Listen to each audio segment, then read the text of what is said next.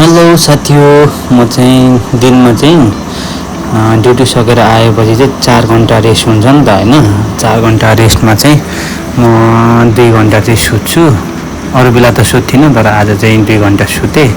2 घण्टा सुतेर उठेपछि चाहिँ म टक्क ग्राउन्डमा आज चाहिँ कुद्नु जानु परेर यसरी तयार भएर चाहिँ म ग्राउन्डमा गएको छु।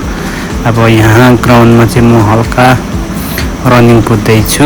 अरू बेला चाहिँ अब म र्याकेट खेल्नु जान्थेँ। र्याकेटमा चाहिँ अलिकति खुट्टा बिग्रेको कारणले चाहिँ म चाहिँ हल्का वाकिङ गर्नु पर्यो, हल्का पसिना बगाउनु पर्यो भनेर चाहिँ हैन सुतिराख्यो भने झन् ज्यान लाग्छ नि त हैन। त्यसै मोटो मान्छे हैन, अलिकति स्लिम ज्यान बनाउनु पर्यो नि त। यहाँ चाहिँ म कुदिसकेर टक्कसँगले यतिको पसिना निकालेर चाहिँ म ग्राउन्डबाट फर्केँ हो। ग्राउन्ड फर्केको यहाँ फेरि भलिबल ग्राउन्डमा चाहिँ भलिबल खेल्दै रहेछ क्या। अनि टक्कसँगले म पनि एकछिन खेलिदिनु पर्यो भनेर भलिबल ग्राउन्ड छिरेँ हो, ज्याकेट खोलेर। अनि भलिबल एकछिन 15-20 मिनट खेलेँ। भलिबल खेलिसकेपछि चाहिँ फेरि म यहाँ जिम हलमा छिरेँ हो। जिम हलमा छिरेपछि चाहिँ अब पेटको एक्सर्साइज गर्नु पर्यो नि त, कुदेर मात्रै हुँदैन हैन साथी हो।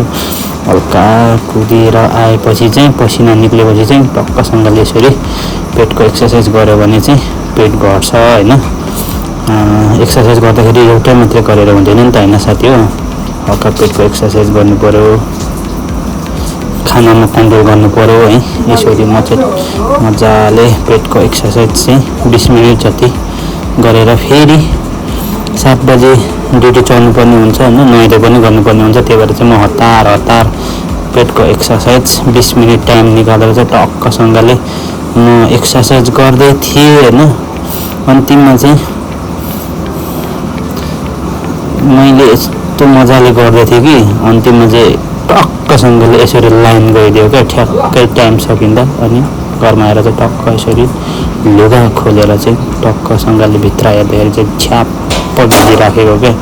ज्यान चाहिँ एकदम हल्का भएको महसुस भयो हैन। अब यहाँदेखि चाहिँ टक्कसँगले हल्का पसिना सुकाएर चाहिँ अब नुहाइधुवाइ गरेर खाना खाएर चाहिँ 7 बजे चाहिँ ड्युटी चढ्नुपर्ने हुन्छ।